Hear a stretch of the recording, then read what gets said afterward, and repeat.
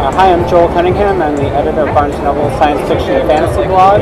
I'm here at San Diego Comic-Con talking with Andy Weir, author of The Martian. The first thing I want to know is what it was like not only to get the call saying, hey, your book's going to be a movie, but it's Ridley Scott, like legendary science fiction director Ridley Scott. He's the one that's going to make it.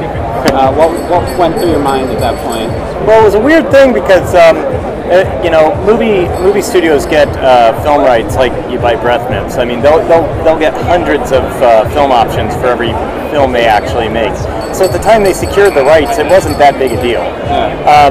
But then, just bit by bit, things started to happen. Drew Goddard came in to write the screenplay, and then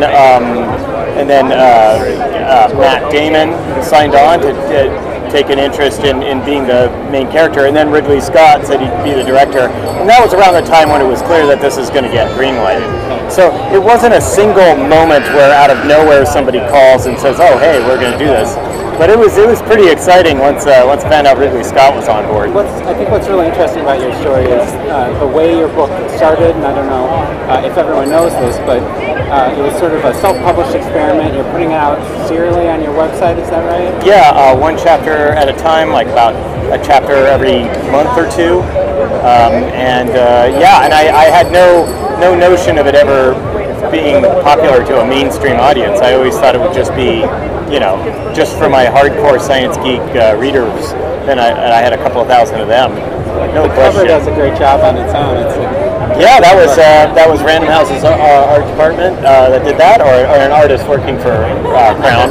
And what's funny is at first I didn't like it, but everybody else everywhere did. So I'm glad they didn't listen to me. What didn't you like about it? Is it scientifically inaccurate or something? Well, that is a space shuttle EVA uniform. No, at the time I had in mind this idea of like just an iconic image of kind of like Martian mountains, and then like a lone figure off in the extreme distance casting a long shadow. And I imagined it being like iconic like that. And to have a photorealistic picture on there was a surprise to me, but it turned out great. And I mean, people love the cover. And now you find yourself at San Diego Comic-Con, and there's people lining up to do signings with you and stuff. Do you still feel kind of like you're in a surreal situation? Yeah, although I'm settling in with the signings and stuff and the public appearances, because I've done so many of them now that they're starting to get kind of normal, and I'm like, okay, this no longer seems weird to me. This is my job. I mean, it's cool. It's great to have like big line of people who tell me I'm awesome. I think everybody probably likes that. Yeah. Well, let me be the first. You're awesome. Oh, thank you. There you go. Definitely not the first to tell you that.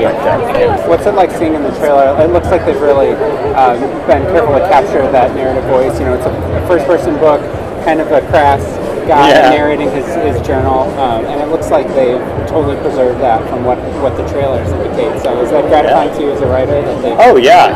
I mean, it looks like Matt Damon has really captured Watney's personality, and I'm thrilled with that. Lots of science fiction books have taken us to Mars before. What inspired you or made you feel like you wanted to do another one and do it in a different way, where you've got this like scientific rigor where you're really imagining what it might be like for someone today to have to go through this?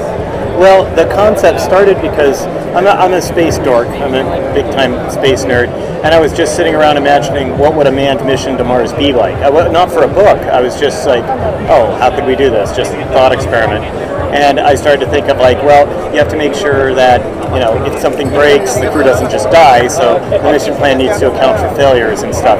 And so I started planning that in and saying, okay, what do they do if this breaks? What do they do if that breaks? And it ended up, I'm like, oh, this is starting to sound like an interesting story. So I made an unfortunate protagonist and subjected him to all of them. And did you grow up reading a lot of science fiction? Are you still a big sci-fi reader? Yeah, well, I don't read as much as I'd like now because I'm so swamped with work, so it's kind of funny.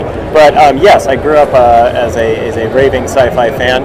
And it's funny, as I grew up reading about one generation off from my own, because my dad had this gigantic, inexhaustible supply of 1950s and 60s sci-fi paperbacks, and so I would read them.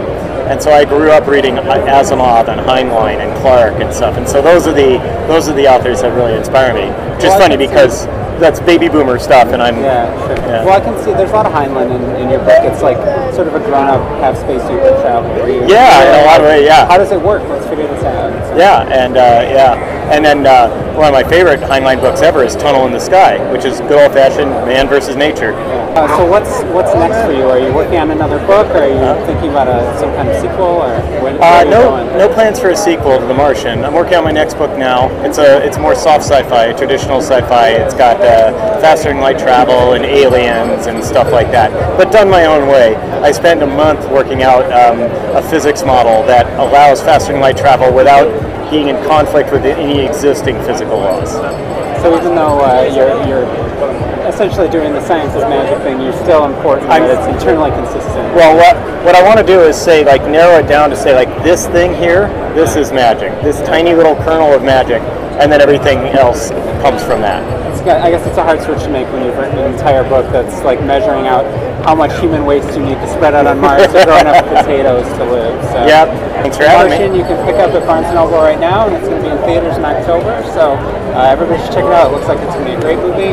Ridley Scott is really going to knock this one out of the park, I think. So thanks a lot. I'm Joel Cunningham for Barnes & Noble Sci-Fi Fantasy.